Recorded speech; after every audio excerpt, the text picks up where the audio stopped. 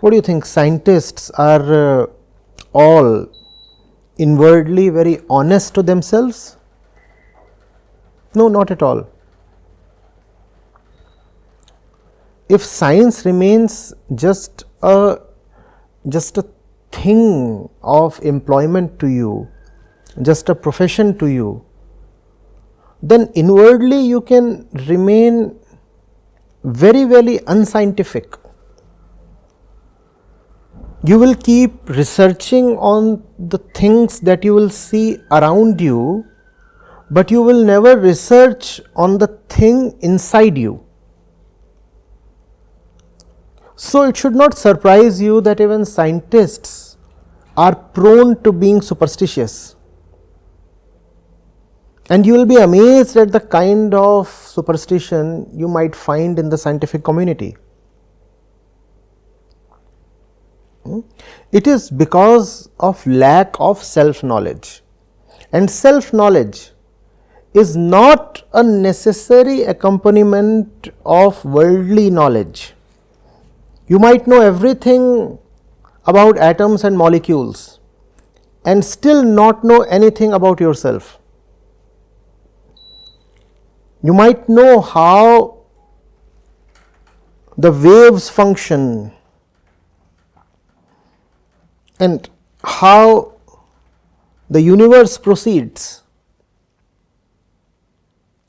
but you may not know how the mind functions and how your desires and tendencies proceed.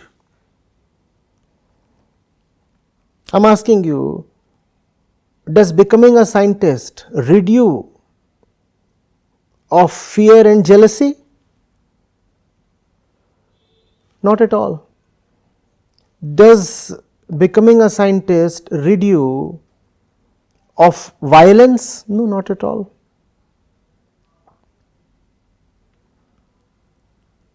So, this is a superstition that if you are trained in science, you will be automatically liberated of superstition. Not true. Being trained in science just gives you a little more ammunition to avoid superstition. But whether or not you will use that ammunition still depends on your inner tendencies. Yes. And knowledge of those inner tendencies is not contained in any book of science. That has to be done through rigorous self-observation. So, do not think that these are two ends of the spectrum, science and superstition. No, not at all. In fact, science and superstition can very comfortably coexist within the same person. The opposite of the superstitious mind is not the scientific mind. The opposite of the superstitious mind is the spiritual mind. Unfortunately, most people do not understand that. Even the framers of our constitution had no understanding of this thing.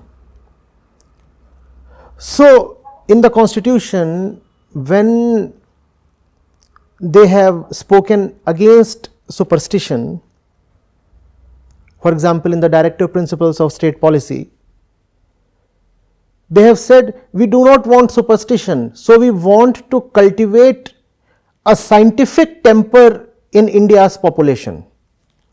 Now, this is a lot of nonsense, because scientific temper will not eradicate superstition. They should have written spiritual temper. Only spiritual temper can rid you of superstition. But then the framers of our constitution were just too secular to include the word spirituality in constitution. They thought spirituality is synonymous with communalism, with partisan attitude or bigotry. So, they stayed clear of spirituality. They did not include spirituality even in the school and college curricula after independence. This is a great superstition. To think that superstition can be taken care of by science or by rationality. You know, we have these organizations, groups in the country who fight against superstition, and they call themselves rationalists or free thinkers. They are superstitious in their own way. Their central superstition is that rationality can fight superstition. You see, you have to understand the superstitious entity. The ego is the first superstition. Why? Because the ego thinks it is, whereas it is not. When you are not and you think you are, that is the fundamental superstition. No? Superstition is to believe in something that does not exist. The first thing that does not exist is the ego itself, but it has a great belief in its own existence. So the ego is bound to be superstitious because it itself is the first superstition. But we don't want to get into these things. We become afraid.